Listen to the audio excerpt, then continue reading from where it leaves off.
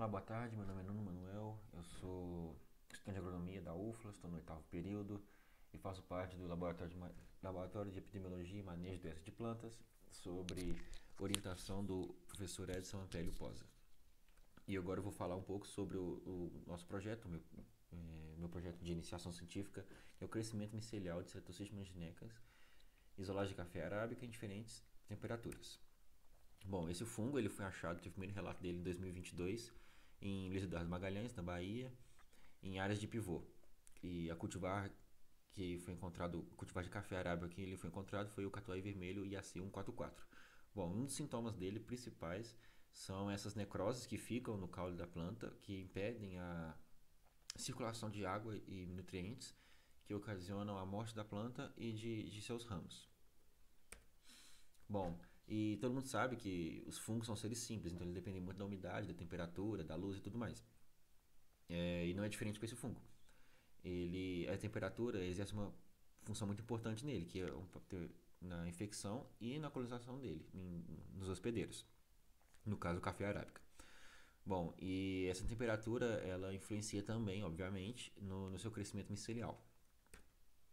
E desse mesmo fungo a gente pode obter diferentes isolados. E eles podem apresentar diferentes tipos de virulência, uma virulência bem distinta um do outro, que o que dificulta em seu manejo, seja genético ou de utilização de produtos, seja biológicos, químicos, nanopartículas, óleos essenciais e indutores de resistência. Com tudo isso, o objetivo do trabalho foi avaliar o efeito de diferentes temperaturas no crescimento micelial de isolados de Ceratocystis manginecas provenientes do coffea arábica. Bom, como é que a gente fez? A gente obteve 5 isolados diferentes: o KLC1, P711, P811, P14 e o P311. Todos eles foram colocados em placas de Petri sob meio Mieia, que é composto de agar, água, malte e sacarose. Após 20 dias, pegamos discos miceliais deles e colocando em 5 placas. Cada placa é uma repetição, por isso 5.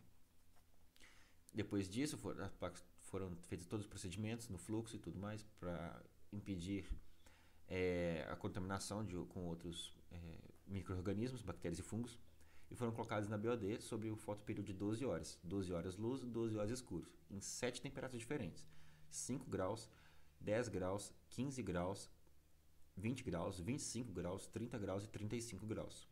E como que foi realizada a avaliação do crescimento em si? Bom, utilizamos um paquímetro digital e medimos a colônia em dois sentidos diametralmente opostos, no intervalo de 2 dias, até que o fungo atingisse a placa toda. Com isso, todos esses dados coletados durante o experimento, ao longo desses dias, foram submetidos a uma análise de variância, e quando no teste F, na ANOVA, foi significativo para acima de 5, as variáveis qualitativas foram submetidas ao teste de agrupamento de Scott-Knott e as variáveis quantitativas submetidas à análise de regressão linear. Isso para poder achar o progresso de crescimento. E a temperatura, para achar a temperatura ótima para o crescimento, foi determinado com a base da derivada na equação de segundo grau, que é o resultado dos gráficos, que vou apresentar logo mais.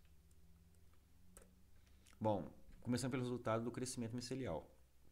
Eu vou destacar o KLC1 e o P14 e o P811. O KLC1 e o P14 foram os que mais cresceram, em todas as temperaturas. Eu vou destacar ainda mais esses dois, porque na temperatura de 10 graus eles se diferenciaram ainda mais dos outros isolados. E o P811 foi o que teve o menor crescimento em todas as temperaturas.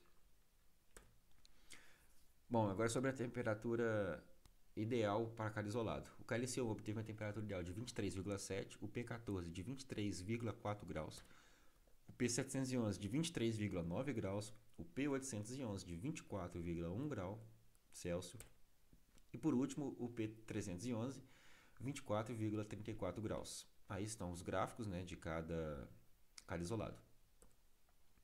E eu vou com isso concluir que o KLC1 e o P14 obtiveram os melhores crescimentos, o que mais cresceram em diferentes temperaturas. E esses dois isolados possivelmente vão ser utilizados em futuros experimentos.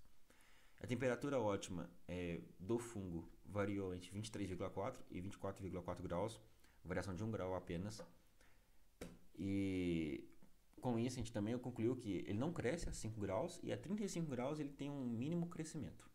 E como dito anteriormente, a 10 graus os dois isolados, que é LC1 e P14, cresceram bastante. Aqui estão as referências utilizadas ao longo da pesquisa, do projeto. E aqui os agradecimentos. Eu agradeço especialmente à UFLA, ao Departamento de Fitopatologia, ao Laboratório de Epidemiologia e ao CNPq. Muito obrigado pela atenção, aí está meu nome. Eu sou um bolsista PBIC do CNPq e esse aí é meu e-mail para contato. Muito obrigado.